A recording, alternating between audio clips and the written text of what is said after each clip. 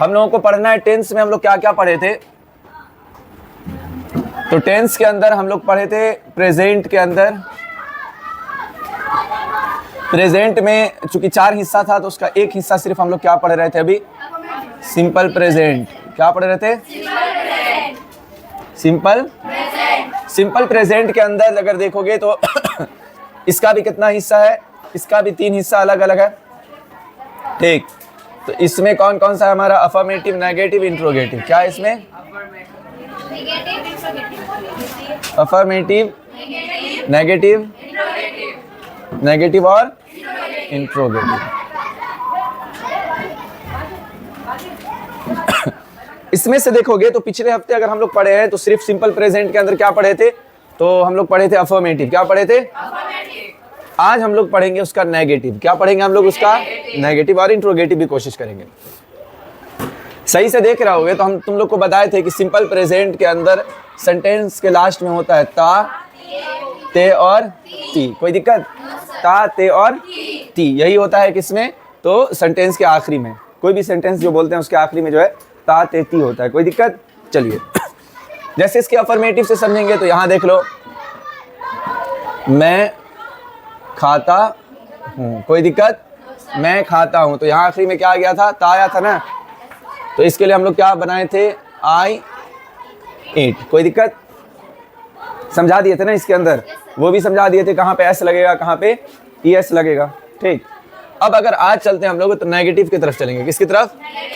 बस इसमें एक ही चीज़ तो ऐड करना है, मैं नहीं खाता हूँ। मैं नहीं, बस इसके लिए देखो बदलता कितना है। मैं नहीं खाता हूँ के लिए बदलेगा क्या क्या चीज़?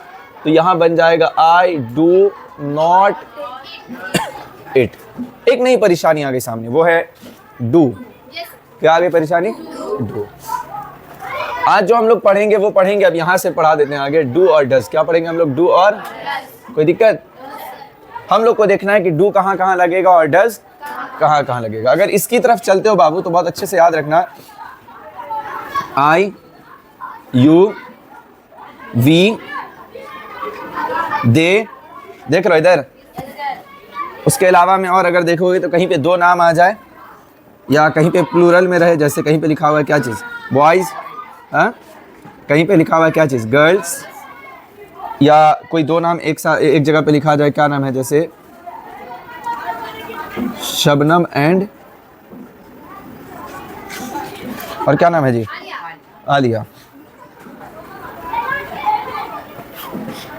तो इन सब जगह पे क्या लगेगा? डू। कोई दिक्कत?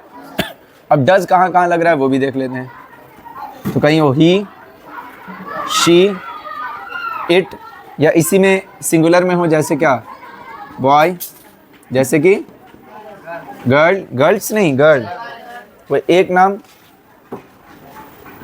आलिया, इसमें जैसे फर्स्ट पर्सन, सेकंड पर्सन और थर्ड पर्सन। अब अगर देखेंगे तो यहाँ पे हमारे आई के साथ क्या लग गया है? डू। तो उसकी जगह अगर हम सेंटेंस को बदल दें और वहाँ लिख दें क्या चीज़?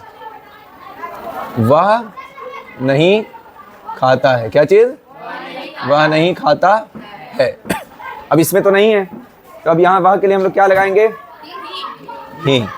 और अभी बताएं ही के साथ क्या लगेगा? डू या डज? क्या लगेगा? तो ही, डज, और नहीं के लिए क्या चीज़ लग गया? नॉट। He does not. और खाने का क्या होता है?